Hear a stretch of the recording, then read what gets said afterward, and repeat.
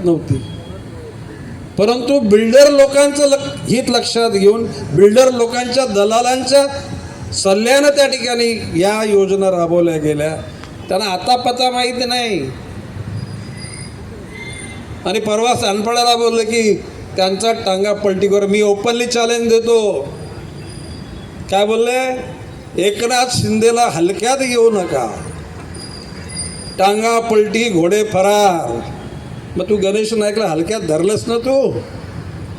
तुझ्या मुलाचा कल्याण लोकसभा मतदारसंघ, त्यामधला एक कल्याण ग्रामीण मतदारसंघ, त्याच्यातली 14 गावं ती खरी म्हणजे मीच ठराव करून नवी मुंबईत समाविष्ट करायला सांगितली, पण अटी शर्ती आहेत. अरे तुझ्या अगोदर 3 वेळा पालकमंत्री या जिल्ह्याचा मी होतो, विधानसभेचा आमदार होतो, मंत्रालयात बैठक घेतली, एका फरमान काढलं आणि 14 गावं म्हणजे आम्हाला हलक्यात धरलं नाही. मी चॅलेंज देऊन सांगतो, गणेश नाईक तुझा टांगा पलटी करेल. घोडे फरार नाही, घोडे बेपत्ता करून टाकले.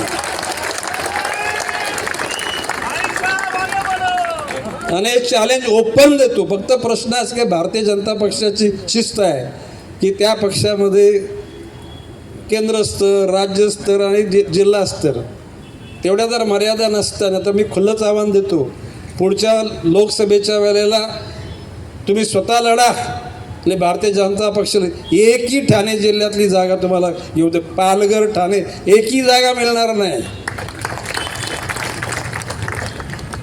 आणि मग गावाला जायला लागेल. त्या गावाचं नाव काय? दरे गावाला जायला लागेल. काही अडलं गेलं की दरेगाव.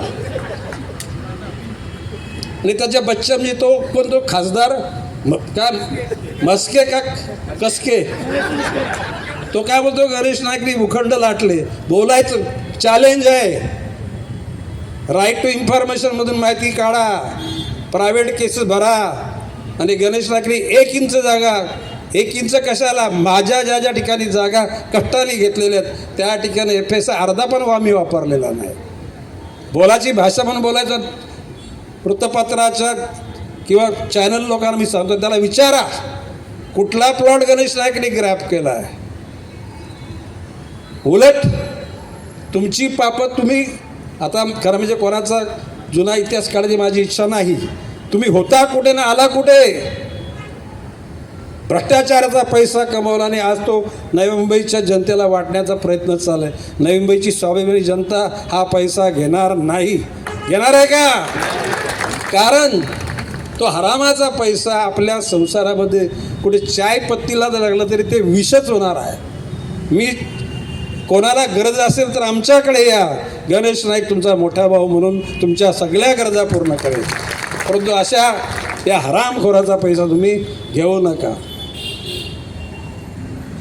मोरबे धरणाचं पाणी मी बोललो की जर का अशी स्थिती राहिली तर 2000ची रणधुमाळी आता जोरदार सुरू झालेली आहे.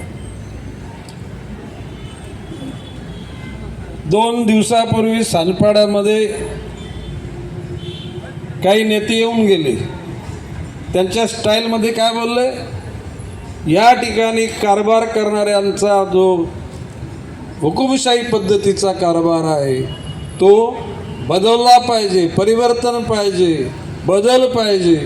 आणि आम्ही त्यांचा टांगा पलटी करू आणि घोडे फरार करू. अरे बच्चनजी, हा गणेश नाईक आहे. ज्या शाळेत तुम्ही शिकले ना त्या शाळेचा प्रिन्सिपल गणेश नाईक होता. मी खुलं आव्हान देतो. काय ते बोलले, परिवर्तन पाहिजे. म्हणजे नवी मुंबईमध्ये 24 तास नल खोलल्यानंतर पाणी येतो, त्याच्याऐवजी ठाण्यामध्ये 3-3 दिवस पाणी येत नाही. ती परिस्थिती आणण्याकरता परिवर्तन त्यांना पाहिजे का?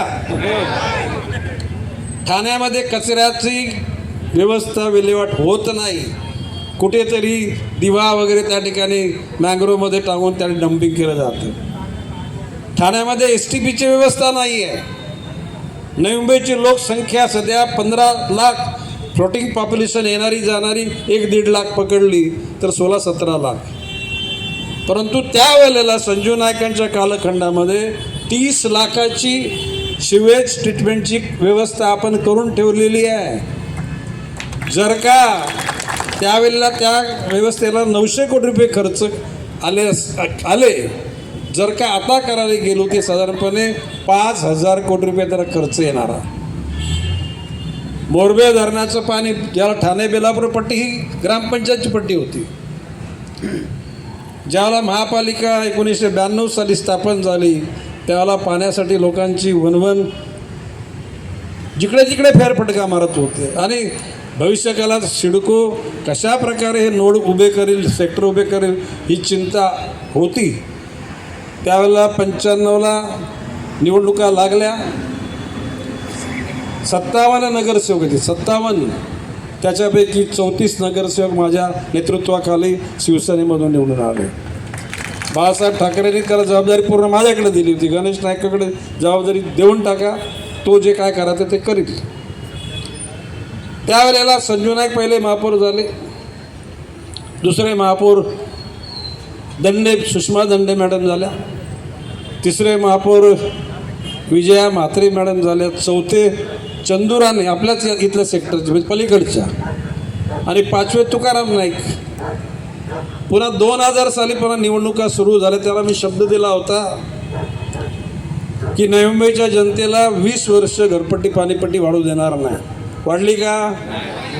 आणि आज पुन्हा शब्द देतो, पुन्हा 20 वर्ष पुढची घरपट्टी पाणीपट्टी वाढू देणार. त्याच्यानंतर 2000 नंतर पुन्हा 5 वर्ष संजू नाईक महापौर झाले. त्याच्यानंतरच्या 5 वर्षामध्ये मनीषा भोईर पावण्याच्या आणि जुगावच्या अंजली भोईर त्या दोघीजणी महापौर झाल्या. त्याच्यानंतरच्या 10 ते 15 कालखंडामध्ये 5 वर्ष सागर नाईक महापौर झाले. नंतरच्या टप्प्यामध्ये सुधाकर सोनावणे 2.5 वर्ष आणि 2.5 वर्ष. जर गणेश नाईकनी जर त्या ठिकाणी विचार केला नसता तो 2030 साली टाक्या, बादल्या, हांडे, कुंडे घेऊन रात्री 3 वाजता नलासमोर बसावं लागलं असतं. तुम्हाला पसंत आहे का? मग त्यासाठी देवेंद्र फडणवीसांना मी बोललो की नवी मुंबईच्या जनतेला आता आम्ही सवय लावले 24 तास पाणी, 24/7. ना म्हटलं आम्हाला पाणी पाहिजे. रायगड जिल्ह्यातल्या कर्जत तालुक्यामध्ये त्या ठिकाणी पोशीर धरण 1000 MLDचं आहे. त्याच्यातलं 500 MLD पाणी बुक करून टाकला. 2050 सालापर्यंत नवी मुंबईच्या बंधू भगिनीला सुद्धा त्रास नाही. पूर्वी आमच्याकडे असं लोक म्हणायचे की ज्या गावात पाण्यात 3-3 किलोमीटरवरून पाणी हांड्यातून आणायला लागतो त्या गावात कोण पोरी देत नव्हता. वाशी गावामध्ये पाणी होतं, गोडं पाणी होतं, पण जू गावामध्ये गोडं पाणी नव्हतं, ते खारं पाणी. जू गावचे लोक यायचे कोपरीला, बोलकोड्याला, आणि जू गावामध्ये कोणी पोरी द्यायला तयार नव्हतं. परंतु आता वाशी गावसुद्धा, वाशी म्हणजे काशी, कारण भरती झाली की वाशीला जायचा रस्ता बंद असायचा. आज वाशीमध्ये पोरी देण्यासाठी लोक लाईन लावतात. वाशी नगरमध्ये तर सेक्टर 17 हा न्यूयॉर्कचा टाइम स्क्वेअर आहे. कुठला? सेक्टर 17. आणि अशा परिस्थितीमध्ये समृद्धी या लोकांना माझं आव्हान आहे की महाराष्ट्रातल्या ते हिंदुस्थानमध्ये, मी अहंकाराने नाही बोलतो, विनम्रपणे बोलतोय, जनतेचं प्रेम हीच गणेश नाईकची ताकद आहे. त्या ताकदीच्या जीवावर 25 वर्ष नॉनस्टॉप महापौर बनवण्याचं भाग्य गणेश नाईक शिवाय या देशामध्ये कुठल्याही नेत्याला लाभलं नाही. हा अहंकार नाही, हे जनतेच्या प्रेमाची पावती मी सांगतो. आता मोरबे धरणाचं पाणी 450 MLD